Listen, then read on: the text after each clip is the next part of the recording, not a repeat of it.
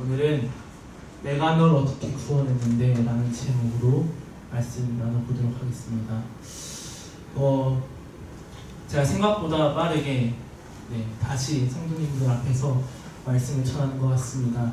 한 2주 만에 전하게 되었는데 오늘 말씀을 학교에서 준비하면서 이런 생각이 들더라고요. 역시 시간은 빠르다. 벌써 11월이 저에게 다가왔습니다. 학교에서 이제 설교를 준비하면서 타자를 치고 연필을 꺼내서 이제 필기를 하는데 따뜻한 바람이 안 나오니까 손발이 시리더라고요. 차갑더라고요. 하루아침에 날씨가 이렇게 훅 바뀌었고 정신 차려보니까 24년도 이제 2달밖에 남지 않았습니다. 이렇게 빠르게 흐르는 시간 속에서 11월이 됐는데 10월의 마지막 날 10월 31일이 혹시 성도님들은 무슨 날인 줄 아시나요? 제 생일은 아닙니다. 제 생일은 아니고 10월 31일이 무슨 날이냐면 종교개혁 기념일입니다. 제 기억을 되돌아봤을 땐 그래도 용산 생명교회에서는 크게 신경 쓰지는 않지만 교회에는 교회력이라는 게 있습니다. 교회력은 간단히 말하면 이런 건데요. 예수님의 생애, 예수님의 탄생과 예수님의 그 사역과 예수님의 그 고난과 부활과 이런 것들을 중심으로 이제 교회의 1년을 구분하는 것을 이제 교회력이라고 합니다. 성도님들이 그래도 익숙하시는 게 고난주간이 있고요. 부활절도 있고 또 다가오는 추수감사절도 있고 성탄절도 있고 또 성령 강림 주일도 있습니다.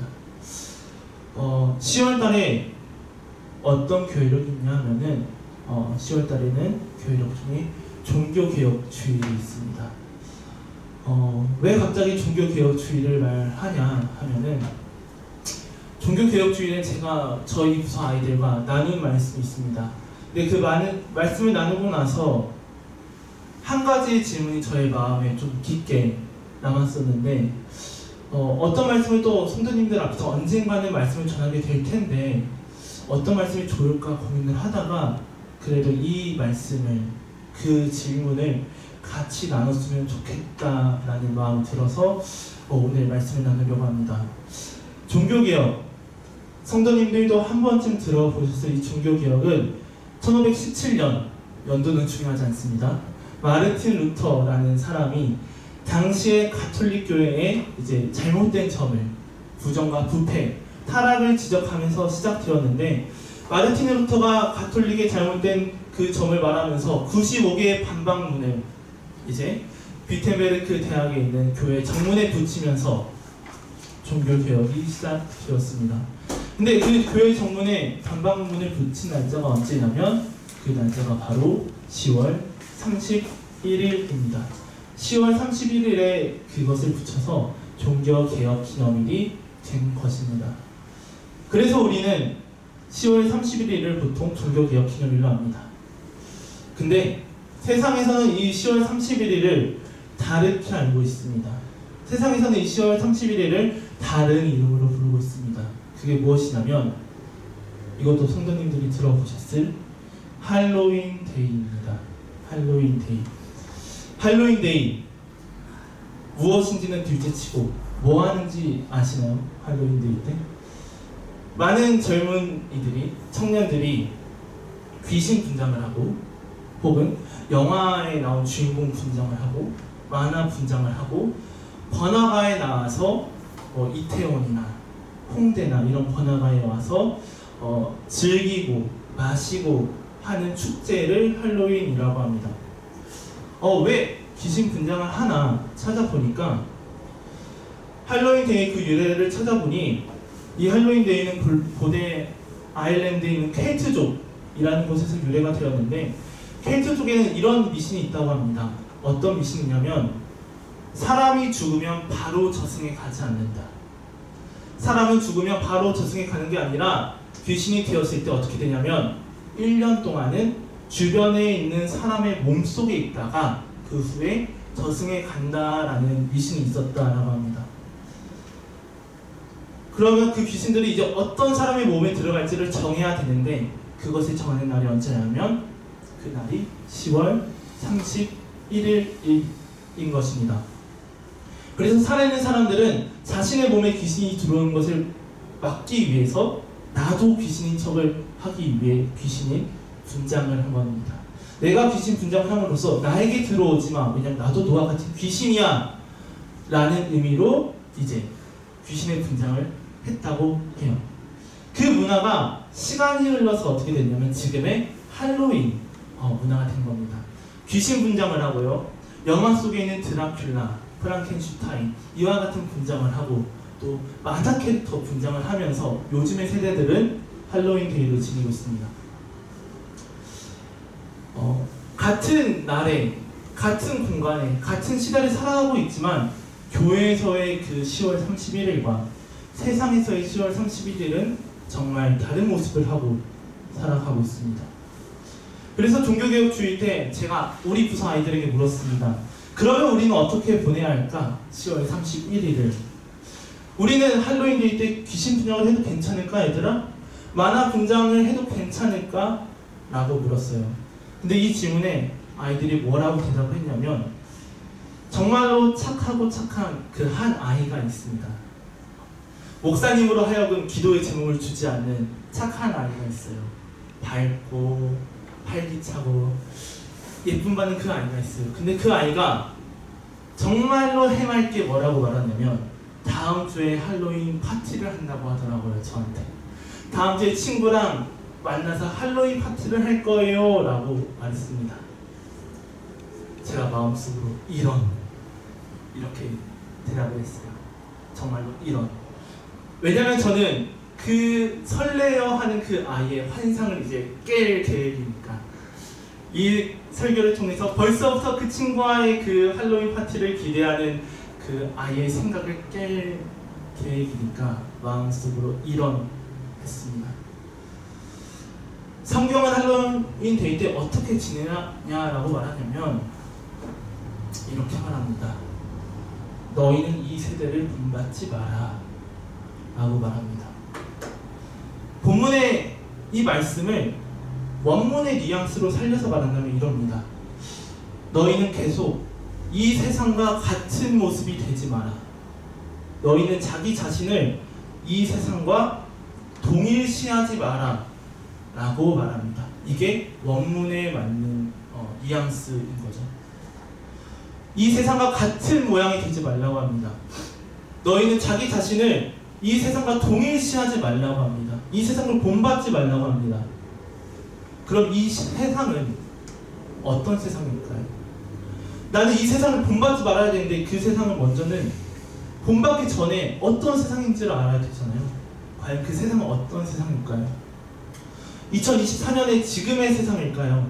아니면 1517년 마르틴 루터가 종교개혁을 하던 그 시대일까요? 아니면 사도 바울이 로마의 편지를 쓴 그 당시의 세대일까요? 이것도 아이들에게 물어봤어요. 어떤 거 같니? 1번, 2번, 3번 너희가 대답해봐. 맨 처음에 손든 아이가 그래도 성경에 충실했습니다. 3번 바울이 로마에 편지를 쓰던 시대입니다 라고 말했어요. 성경에 충실해서. 왜냐면 이거는 로마서니까 적용이 부족한 거죠. 그래서 땡! 틀렸어! 라고 했습니다. 두 번째 손에 들고 아이가 말해요. 1번입니다. 2024년 지금의 세대예요. 적용은 잘했지만 또 제가 틀렸다 라고 했습니다. 그럼 이제 남은 건 하나죠. 종교개혁을 하던 1517년 시대라고 한 아이가 손을 들고 말합니다. 그것도 제가 틀렸다라고 했어요. 뭐야 그러면? 1, 2, 3번 다 틀리면 뭐야? 하나이가 딱 손을 들더라고요. 목사님 답이 없습니다. 다 아니에요. 다 틀렸어요 라고 말하는 거예요. 그래서 제가 세모를 줬습니다. 그 말을 듣고 하나이가 또 손을 들고 말해요. 목사님 아닙니다. 다 맞는 것 같아요. 1번도 맞고 2번도 맞고 3번도 맞고 다 맞는 것 같습니다. 그것도 제가 세모를 줬습니다. 이 세대를 본받지 말라 라고 말하는데 어떤 세대일까? 정답은 모든 세대입니다. 그 시간과 그 공간 속에 예수님이 없는 그 모든 세대, 예수님이 존재하지 않고 오히려 죄로 가득해서 예수님과 멀어지게 하는 그 모든 세대, 그 세대를 본받지 말라고 성경은 말하고 있는 거예요. 이 세대를 본받지 말라. 어떤 세대? 주님과 멀어지게 하는 모든 세대. 특정한 한 세대가 아닌 겁니다. 과거도 이 세대고, 오늘도 이 세대고, 앞으로 다가올 미래도 이 세대인 거예요. 그 속에 예수님이 없다면, 그 속에 예수님과 가까워지는 것이 아니라 멀어진다면, 그런 세대라면 본받지 말라고 성경은 말하는 겁니다. 왜냐하면 모든 세대는 갈수록 악해지니까. 우리가 세상에 속해서 살아가고 있습니다. 교회도 세상에 속해 있고요, 저희도 세상에 속해서 살아가고 있죠.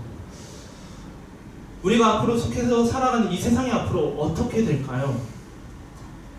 저는 개인적으로 이런 생각이 들었습니다.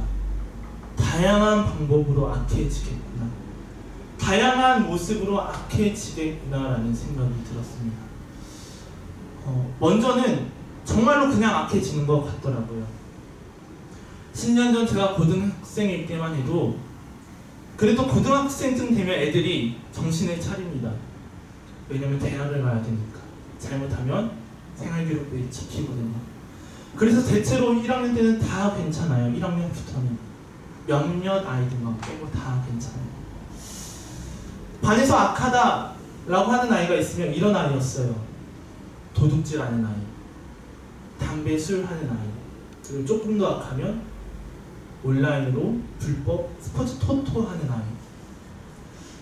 근데 지금은 기사를 보면 요즘의 세대들이 마약을 운반한다고 합니다.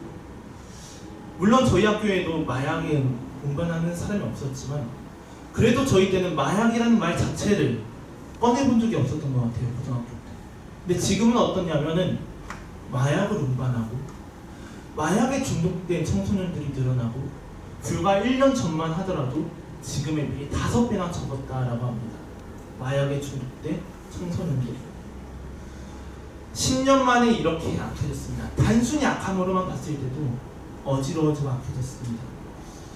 10년 후에는 어떤 미래가 있을지 저는 상상이 가질 않아요. 그래서 더 걱정된 것 같기도 합니다. 과연 다음 세대들이 살아갈 그 세상은 어떤 곳일까? 악해져 가는 것만으로도 문제인데 더 큰 문제는 뭐냐면 단순히 악해지는 것뿐만 아니라 점점 더 예수님으로 하여금 멀어지도록 변한다라는 겁니다. 세속화가 들어오고요, 물질 만능주의가 들어오고요. 우리는 주권을 말하지만 세상은 계속해서 인권을 말하고 있습니다. 나를 더 강조하고 있는 거예요. 무슨 말이냐면 이 시대에 많은 부분들이 변해가고 있지만 그 부분들이 어떻게 변해가냐면 우리로 하여금 죄를 쉽게 짓도록 변하고 있다라는 말입니다. 죄의 모습이 새로워지고 죄의 모습을 분별하기가 더욱더 어려워진다라는 거예요. 이 시대 속에서 죄의 특징이 뭔 줄 아나요? 이 시대 속에서의 죄의 특징 첫 번째는 죄가 멋져 보인다라는 겁니다.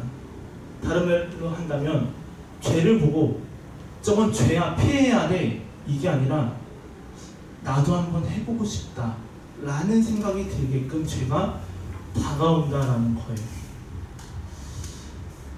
저에게는 한 가지 로망이 있습니다. 오늘 저녁에 가족이랑 로망에 대해서 이야기를 했는데 저에게는 어떤 로망이 있냐면 저는 따뜻한 날씨에 양쪽 귀에 이어폰을 끼고 바닷가를 보면서 달리는 게 로망입니다. 상상이 되지 않나요? 화창한 날씨 속에서 내가 좋아하는 음악을 들으며 잔잔히 달리는 그 모습, 바닷가를 보면서. 물론 막상 그럴 기회가 저에게 생긴다면 저는 하지 않을 것 같아요. 왜냐면 또 막상 되면 귀찮으니까. 근데 그래도 로망이 머리에 있는 것이죠.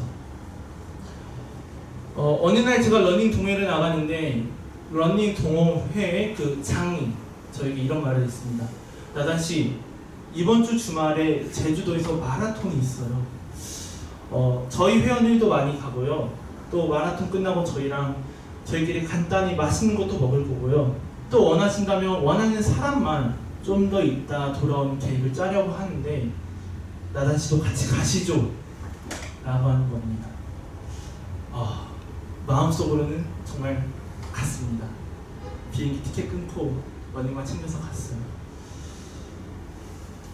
하지만 실제로는 주일에 교회를 가야 되고 나의 사역이 있기 때문에 가지 않았습니다. 하지만 마음속으로는 따라갔습니다. 왜냐면 나의 로망이니까, 좋은 기회니까, 내가 생각하기에 하고 싶은 것을 할 수 있는 기회가 다가오니까 내 몸은 가지 못하더라도 내 마음은 가고자 했던 겁니다. 무슨 뜻이냐면 유튜브를 통해서, SNS를 통해서, TV를 통해서 우리에게 어떤 모습이 다가오냐면 주님이 없는 삶의 모습이 멋지게 다가온다라는 말입니다. 예배를 빠지고 여행을 가는 사람들의 모습이 좋게 다가온다라는 거예요. 주님을 만난 시간이 아니라 내 시간을 가져서 나의 원함을 이루며 살아가는 그 사람들의 모습이 우리에게 어떻게 다가오냐면 저래선 안 돼가 아니라 나도 한 번은 해보고 싶다 라는 모습으로 다가온다는 겁니다. 이게 지금 세대 속의 특징인 것 같아요. 그리고 앞으로 다가올 세대 속의 특징이기도 합니다. 무슨 특징이냐? 죄가 멋있게 보인다. 다른 말로 하면 죄가 좋아 보인다. 죄를 보고 나도 저렇게 한번 해보고 싶다. 이 세대 속에서 죄가 우리에게 이렇게 다가오는 것 같습니다. 그래서 성경이 말하는 것 같아요. 이 세대를 본받지 마라. 왜? 이 세대 속에서의 죄는 멋져 보이니까. 이 세대 속에서의 죄는 편해 보이니까. 편해 보여서 나도 한번 해볼까 하는 그것이 나에게 죄니까 너희는 이 세대를 본받지 마라 라고 말하는 것 같습니다. 이 세대의 특징, 죄가 멋져 보인다. 죄가 멋져 보이기도 하지만 하나 특징이 더 있습니다. 뭐냐면 죄가 아닌 것처럼 보인다라는 거예요. 비슷하지만 조금은 다릅니다. 우리가 생각하는 죄는 이런 거예요. 이건 누가 봐도 죄야.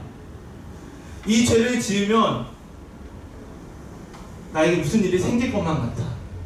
이 죄를 지으면 하나님이 나를 그만 가만히 내버려 두지 않을 것 같아 하는 죄들도 있지만 어떤 게 있냐면 이것도 죄야? 요 정도는 괜찮지 않아? 사소한 이 정도는 괜찮지 않아? 하는 죄도 있다는 것입니다. 어쩌면 우리는 누가 봐도 죄인 것에 대해서는 그래도 잘 훈련된 것 같아요. 나 스스로 조심하려 하고요. 경계하기도 하고요. 그런 장소를 피하기도 하고요. 만약 내가 죄를 짓더라도 우리가 잘하는 게 있죠. 즉각적인 회개. 하나님 죄송합니다 라고 회개하며 나의 삶의 방향을 되돌이킵니다. 그런데 죄가 아닌 사소한 것들은 어떠나요?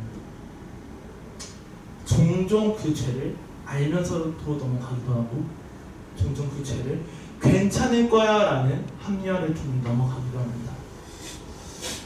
할로윈 데이 때 귀신 분장하는 거는 어떻게 생각하시나요, 성도님들? 귀신 분장은 그래도 아닌 것 같죠? 예수님도 귀신을 내쫓으셨으니까.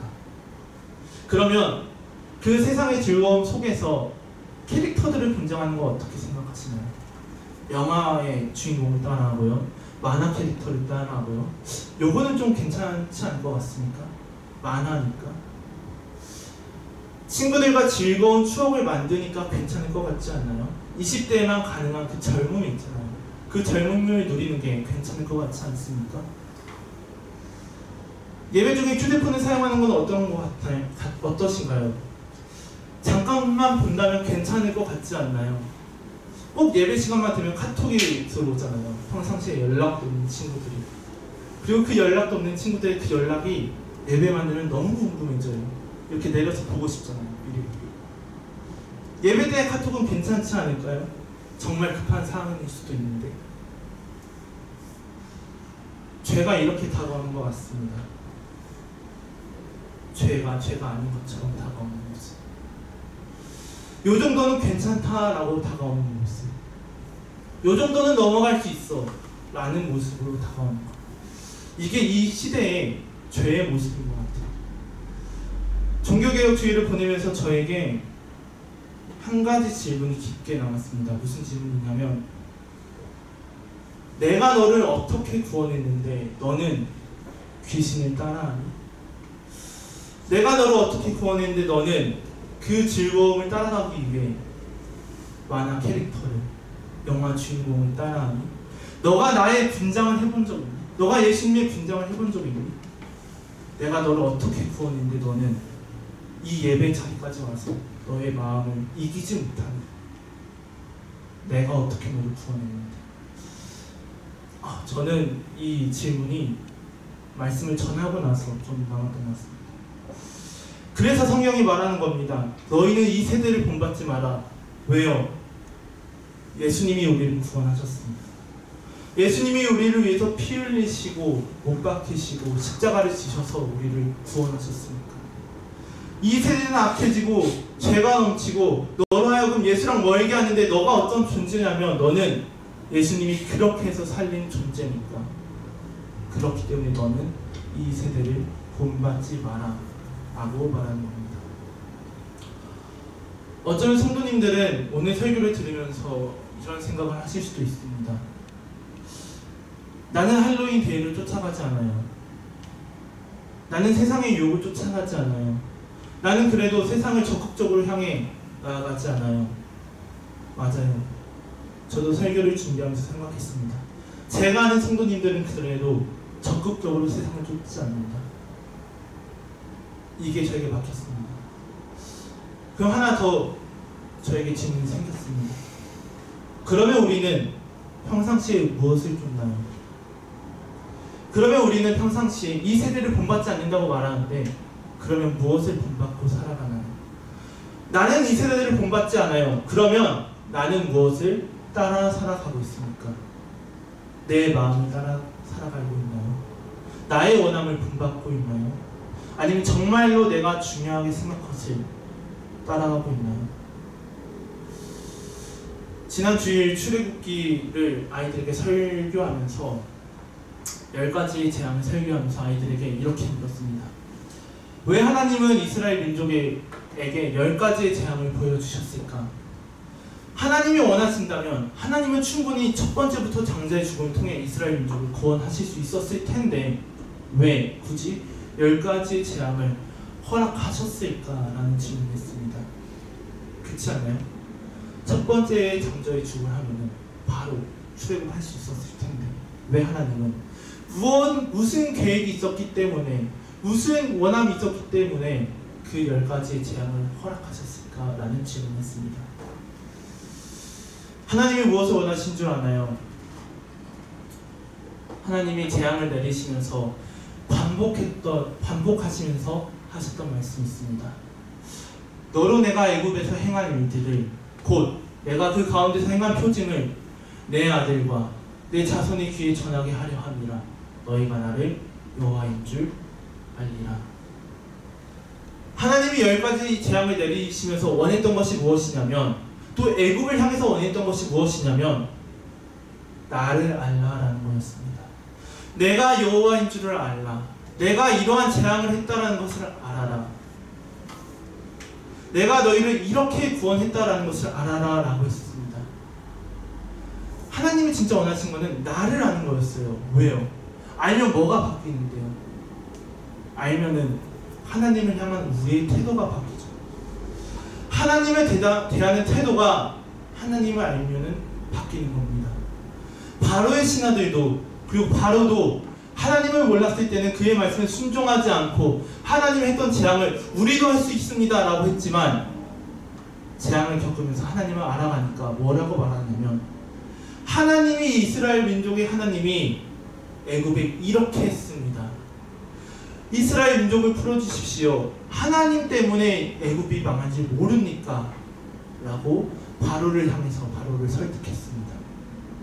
그 바로의 신하들도 하나님을 아니까 어떻게 됐냐면 태도가 바뀌는 거예요. 그 하나님께 순종하지 않았던 바로도 하나님을 아니까 어떻게 됐냐면 비록 후에는 마음이 변했지만 그래도 그 순간만큼은 하나님의 앞에 순종하며 태도가 변했던 것입니다. 우리는 어떤가요? 우리는 바로보다 하나님을 더 잘 알고 있지 않나요? 바로보다 더 정확히 하나님을 알고 있지 않나요? 우리에게는 10가지 재앙이 아니라 그것보다 더 많은 하나님의 일하심이 있지 않나요? 이 세상이 즐거워 보이시나요? 이 세상이 편해 보이시나요? 근데 예수님이 이렇게 말합니다. 내가 널 어떻게 살렸는데, 너가 나를 그렇게 잘 알고 있는데 너는 세상을 쫓아가니? 내가 너를 피 흘려 살렸는데, 그런 나를 너가 알고 있는데 너는 나를 향해 어떤 태도를 보이느냐? 이 세상을 본받지만 나를 본받아 라고 말씀하고 계십니다. 내가 너를 어떻게 살렸는지 아니? 이 질문에 성도님들은 어떻게 대답하실 것 같습니까?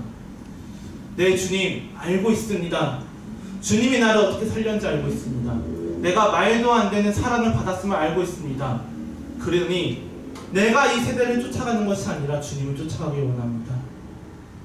이 고백이 우리의 고백이 되길 원합니다. 이 고백이 우리 성도님들의 진짜 고백이 되길 원합니다. 에베소서 5장 1절 말씀입니다. 그러므로 사랑을 입은 자녀같이 너희는 하나님을 본받는 자가 되고 라고 말합니다. 내가 받은 사랑을 아니까 사랑을 입은 자녀가 되길 원하는 거예요. 내가 하나님을 아니까 나의 태도가 바뀌는 거예요. 세상을 쫓아가는 것이 아니라 하나님을 본받는 자가 되는 거예요. 이 마음은 우리 성도님들과 같이 나누고 싶었습니다. 오늘 제가 설교를 준비하면서 가장 막히는 부분이 하나 더 있었는데 무엇이냐면, 어쩌면 오늘 설교가 우리 성도님들에게 와닿지 않을 수도 있겠다라는 생각을 했습니다. 왜냐하면 아까 말씀드렸던 것처럼 우리 성도님들은 이 세상을 적극적으로 쫓아가지 않으니까, 할로윈과 같은 세상의 문화를 쫓아가지 않으니까. 정말 많은 말씀입니다. 그런데 그 시대 속에 누가 살아가고 있냐면 우리 성도님들 뿐만 아니라 성도님들의 가족도 살아가고 있습니다. 그 악한 세상 속에서 나는 괜찮아 하실지 모르겠지만 그 세상 속에서 누가 살아가고 있냐면 나의 자녀가 살아가고 있고요, 나의 손주들이 살아가고 있습니다. 나만 살아가는 게 아니라 우리의 다음 세대들이 그 세상을 앞으로 더 많이 살아간다는 거예요. 무슨 세대죠? 죄가 아닌 것 같은 세대를, 더욱더 악해지는 그 세대를 우리의 다음 세대들이 살아간다는 겁니다. 성도님들은 괜찮으신가요? 그러면 그 다음 세대들에게는 어떤 말씀을 하고 싶나요? 그 악한 세상을 살아갈 그 다음 세대들에게는. 지난주 목요일날 10월 31일 날 제가 친구들과 러닝을 하면서 이태원을 갔다 왔습니다. 24년의 할로윈은 어떤가 한번 둘러보면서 과연 얼마나 악한지 한번 보고 왔습니다. 이태원을 둘러보는데 저에게 인상 깊게 남았던 것은, 많은 청년들이 있었지만 가장 인상 깊게 남았던 것은 밤 10시에 이태원역 앞에서 찬송을 부르며 복음을 전하는 청년들이 가장 인상 깊게 남았습니다. 한 교회의 청년들이 그 시간에 나와서 찬양을 부르면서 정말로 이태원의 한복판에서 이 세대를 쫓아가는 자들을 향해 찬양을 부르며 복음을 전하더라고요. 예수님을 믿으라고, 이 세대를 쫓지 말라고. 교회의 다음 세대들이 세상의 다른 세대들을 향해 말했습니다. 예수님을 믿으세요. 하나님을 본받으세요. 이 세상을 쫓지 마세요. 우리는 어떻습니까? 과연 나는 다음 세대를 향해 어떤 말을 흘리며 살아가고 있습니까? 내가 널 어떻게 살렸는데 과연 너는 어떤 것을 본받았니? 라는 그 질문에 우리 성도님들이 내가 이 세대를 쫓지 않았습니다. 나는 주님을 본받기 위해 노력했습니다. 라는 고백이 있다면 그 고백이 성도님들에게서 멈추는 것이 아니라 다음 세대로 흘러가길 바랍니다. 우리 성도님들이 아는 그 예수님을, 우리 성도님들이 따라간 그 예수님을 성도님들에게서 멈추는 것이 아니라 다음 세대에도 물려주길 바랍니다. 어쩌면 가장 많은 기도가 필요한 그 세대가 다음 세대일 수도 일 것 같다라는 생각이 많이 들었습니다. 악해져가는 그 세대 속에서 먼저는 우리 성도님들이 예수님을 본받는 자가 되고, 그 본받음이 나에게서 멈추는 것이 아니라 우리의 가족에게로, 내 이웃에게로, 내 다음 세대로 흘러가기를, 그 흘러가는 역할을 하신 성도님들이 되기를 간절히 바라고 축복합니다. 네. 우물가의 여인처럼 찬양하겠습니다.